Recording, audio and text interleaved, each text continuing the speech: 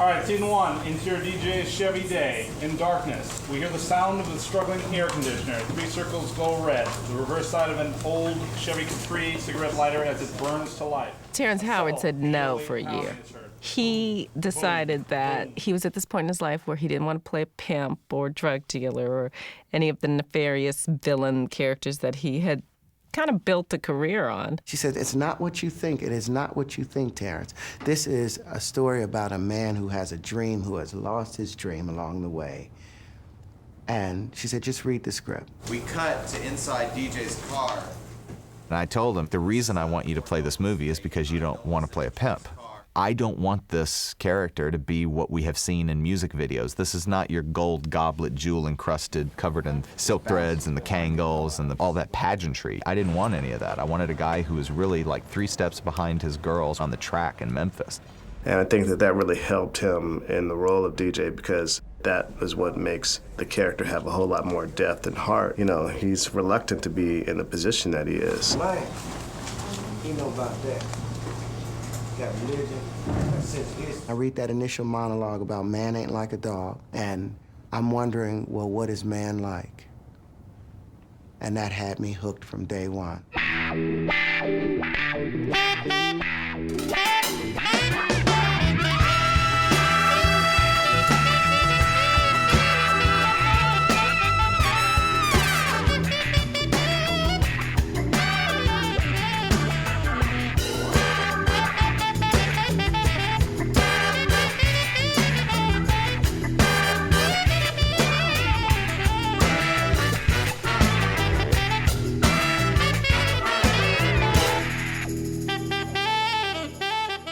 Terrence and I have been friends close to 14 years now. I've known his work and I've known what he could do given the opportunity.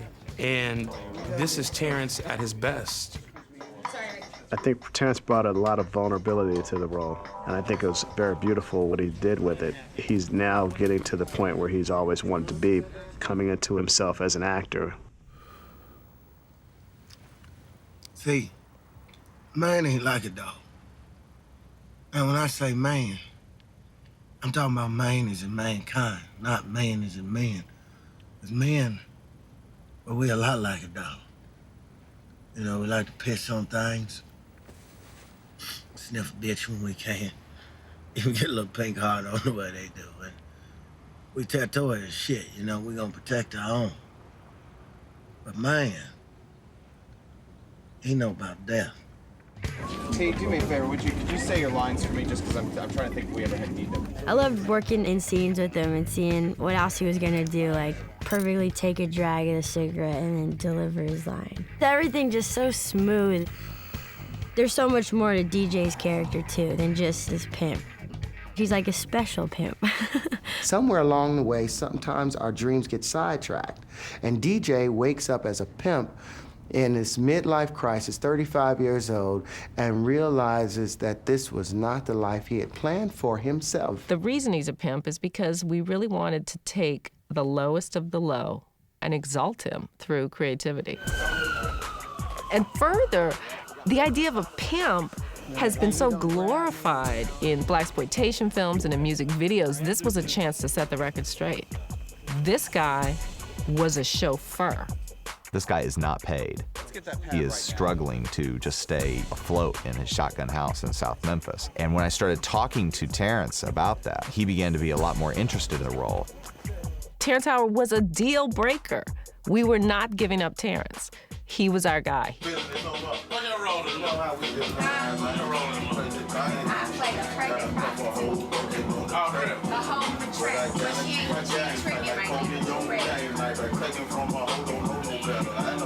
Initially, what happened was that I took Terrence down with Juicy J and 3-6 Mafia. We took him into the studio because I said that I wasn't going to pay for the picture unless Terrence could be believable as a rapper. Terrence didn't know how to rap, so we had to get him in the studio, keep him on beat, and then, you know, you're dealing with somebody you don't even know, so, you know, you don't want to step on their toes, but Sometimes you gotta step on your toes. Terrence came in with his guitar. He wanted to play guitar and all this stuff. I was like, he wanted to sing. It's like, no.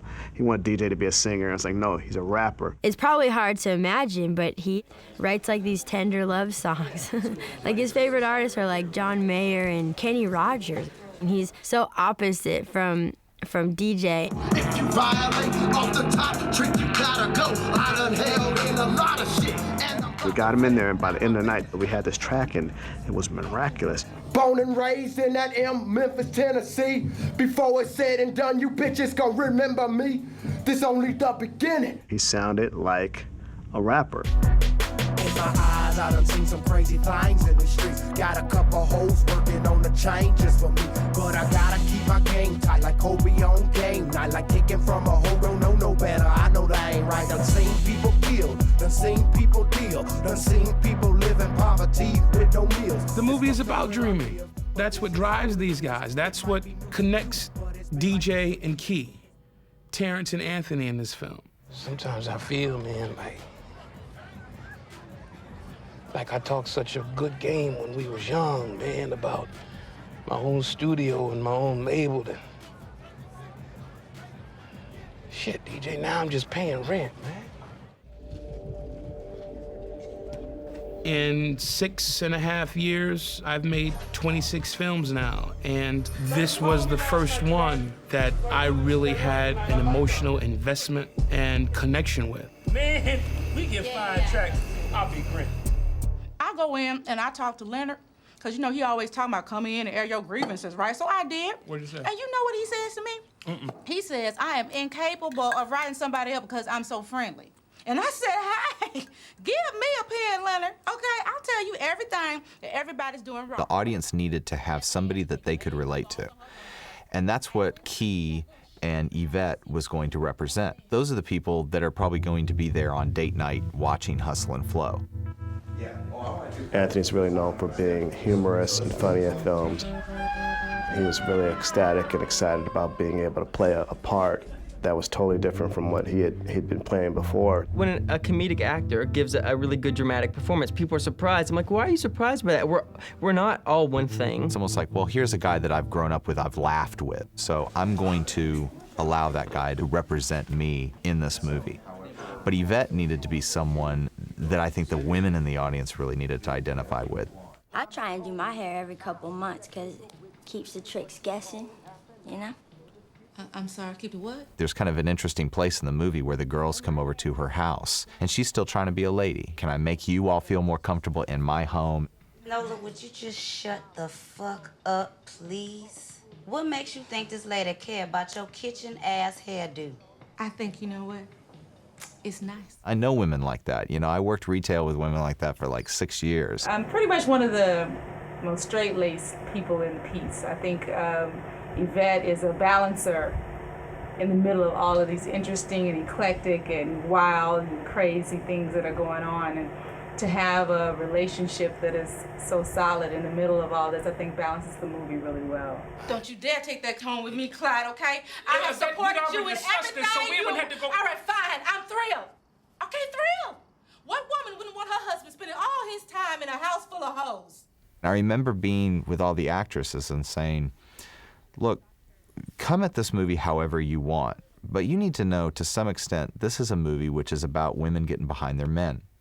And it's not necessarily like something that you should view as weak, but it's something that men really do want and really do need. You know it's hard out here for a pimp when you're trying to get the money for the rent. With the Cadillac and gas money spent, will cause a whole lot of bitches jumping ship. Bitches jumping ship. Do you know John Singleton wanted to dub my voice? I was like, okay, let me tell you something, John. I did not go into debt at college, you know, $30,000 in debt for student loans. I'm trained, I can do. I said, this is a hook to a rap song. We're not talking about an opera. It ain't over. No, no, no. Keep it ain't over. I said, listen, I know you can handle the acting thing, right? you know, but, you know, I'm gonna dub your voice. It's gonna be fine. All you got to do is lip sync, and it's gonna be all cool and everything and stuff, right? And she was real pissed off. She's like, you're not dubbing my voice. I'm gonna do all my singing. And I was like, well, I don't know if you sing like a cat. Thank God Craig and I were on the same page. Craig was like, no, I want you to sing the song. I was like, I was gonna sing the song. Push that shit out. So I had to come out of my pocket, and I had to go into the studio and record my own voice so he knew that I could sing. I had to prove it to this man. You know it's hard out here for a pimp when he tryna get this money for the rent, for the Cadillacs and gas money spent. We'll have a whole lot of bitches jumping shit. That's it right there. That's the money tank. You got that? And he's like, oh my God, that's you? I was like, yes, John, that's what I've been trying to tell you. I can sing. Hello, don't you dare dub my voice. Are you crazy? For the Cadillacs and gas money spent. We'll cause a whole lot of bitches jumping shit. You know it's hard out here for a When John brought her up to me for Suge, my first feeling was, oh, but she's so strong. Suge needs to be this sweet girl who's pregnant for the first time in her life. She's out of commission. She's beginning to have completely different fears. Sometimes I get these bad dreams too. Like I be young. Dreams like giving birth to dead dogs. Sometimes I'm breastfeeding a big old ugly catfish. For real? Yeah. But that's just my mind touching in on something I ain't said yet. What's that?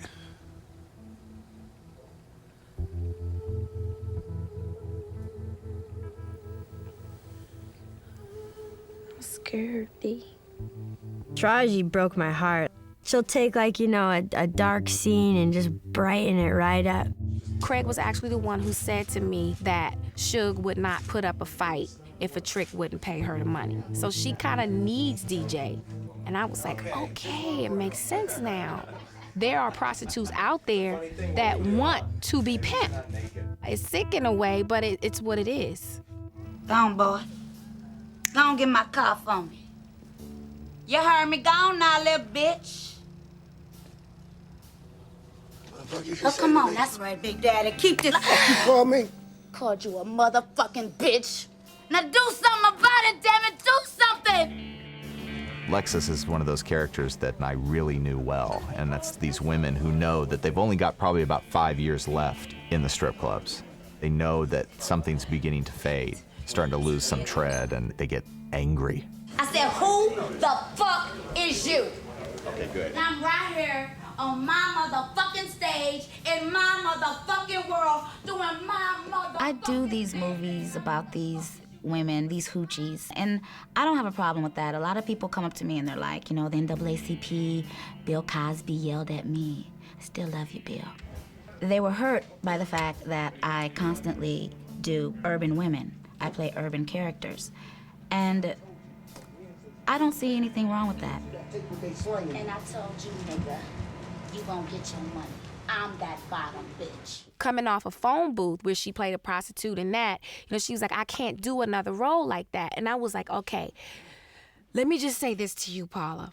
This is the hoe to play, okay? If you're gonna do one, this is the one to do. Taraji says, you know, Paula, you know, I know you're nervous about playing this role and playing a hoe, but, you know, this is the hoe you need to play. So Paula ended up coming along and everything, and she really shines. It just don't make no damn sense. Tell me she made $500 last night. You heard me? $500. The accent was the bomb. It's just real laid back and sexy kind of way they talk because it's kind of slow. So I really loved talking like a Memphis strip dance lady. Paula comes in, and the way she got up into Terrence's face, I remember Terrence looking at me after her audition, and his eyes just got big. We knew that this was one of those situations where the actress came in and nailed an audition. Real man don't sit around on his ass all day thinking he's something he ain't.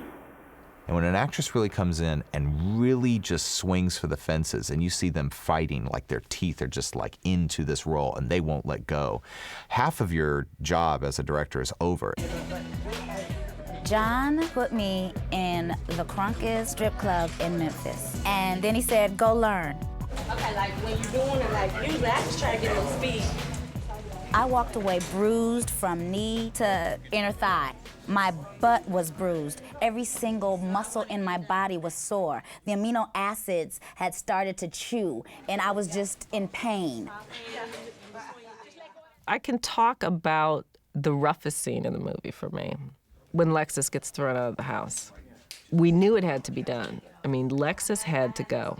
That's just how it was. She didn't buy into the dream. She wasn't trying to help him with his dream, and he had to get rid of her. It just became a degree of how harshly he would get rid of her. And this is where I love working with John, because he was at one end of the spectrum, and I was at the other. At one point, we had her tumbling down the stairs, head over heels, okay? And I wasn't having it, because DJ, though a pimp, though an exploiter of women, though a drug dealer, was our hero. You ain't never gonna be nothing more than what you is right now. We actually stopped production because we couldn't agree on how physical that scene should be. But luckily Craig's mom was there and she sided with me. So he ended up like tossing her out on the porch, as John said, like Fred Flintstone tosses Dino out, and she sort of sat down on a bump. But it was enough. And the baby, which is one of two twins, just so upset by the screaming and everything going on in the scene. And when I watch the scene now, I feel it. When the fuck do you expect me to go? You can go to hell, all I give a fuck.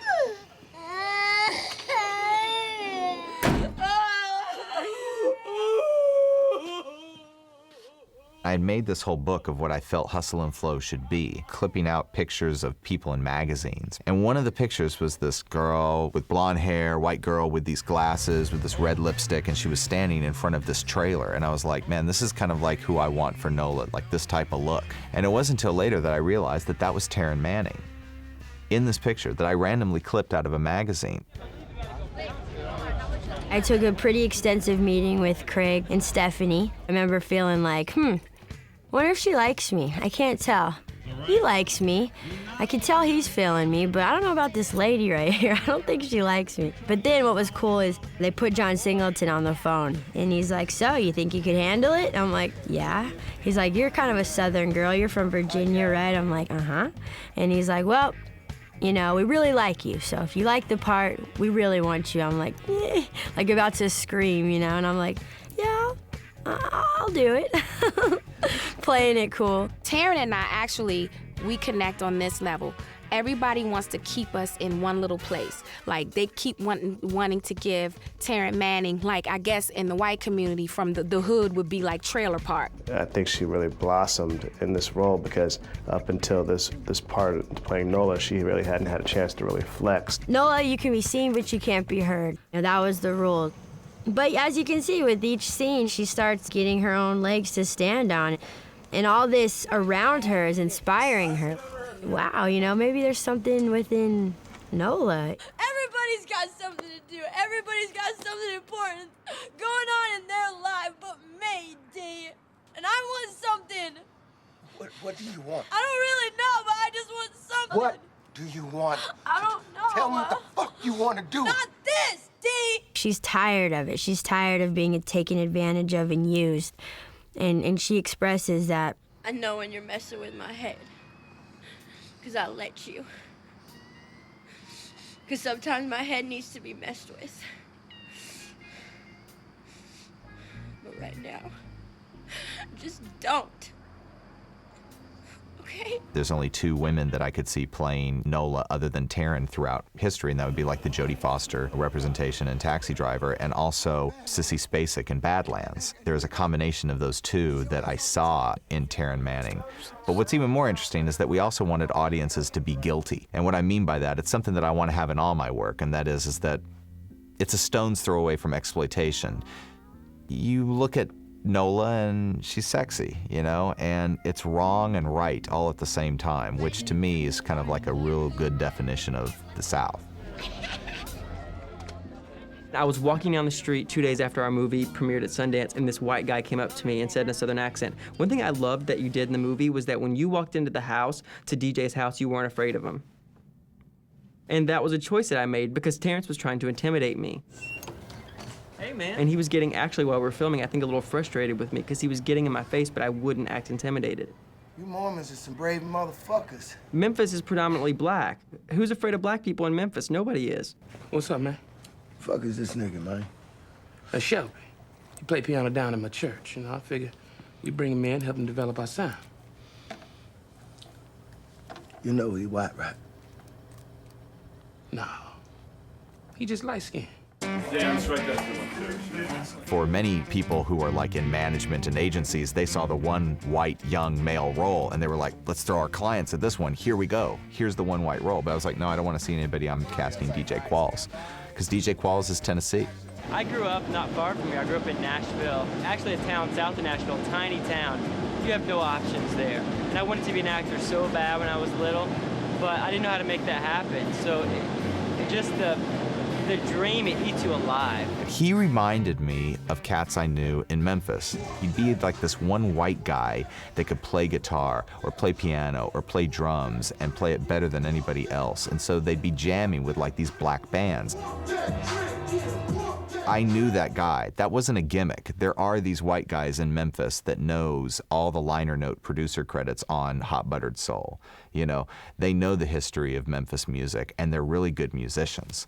So I needed to represent that in the movie. Everything I see about the South is like a Cicely Tyson movie. You know what I mean? Somebody sitting at a lunch counter, everybody has bad accents.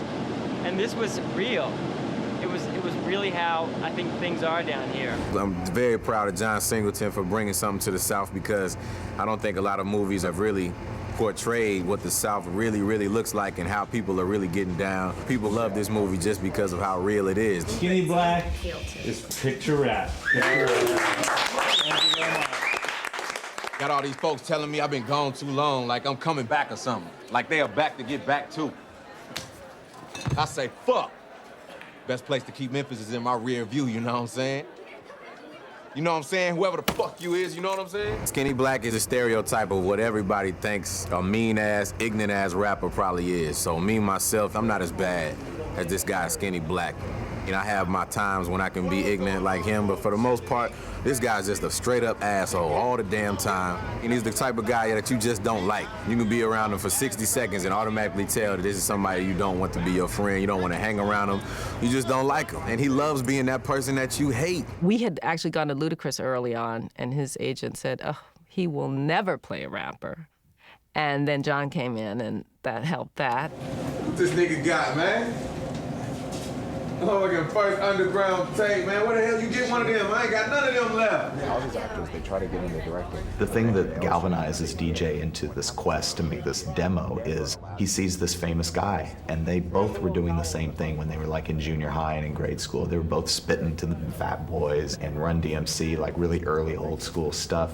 So when he finds out that Skinny Black is coming into town and he really wants a quality bag of pot, you know, he sees an opportunity and he goes, well, you know what? Half of the battle is going to be making my music, but the other half of the battle is hustling this guy. Dig this right here, Mike. And one day, this whole motherfucking place is gonna be gone.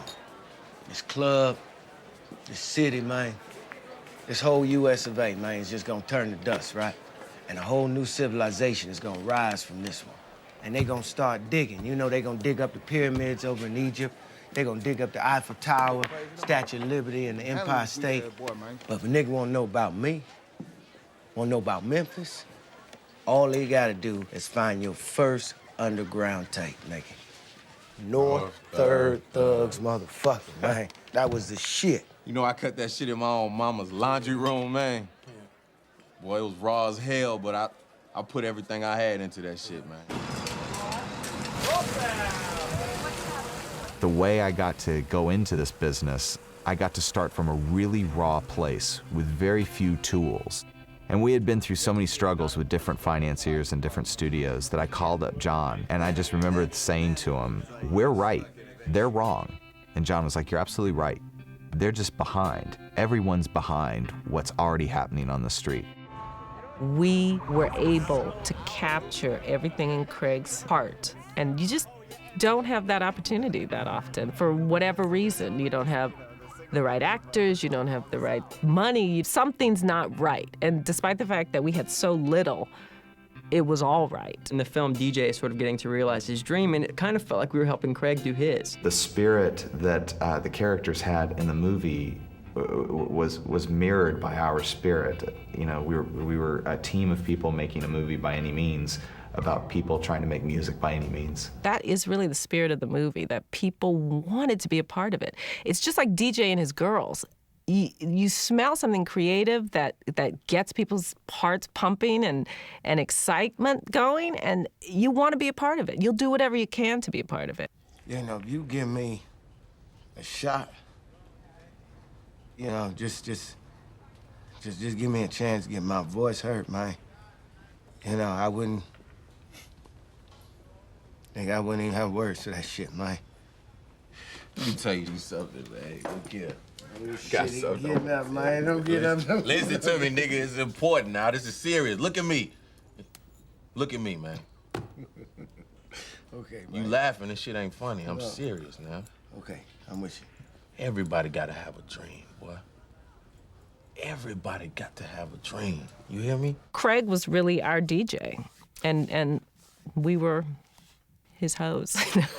For me to find somebody as talented as him and then support him and then, you know, send him on his way to whatever he's going to do as a filmmaker is really a great triumph for me.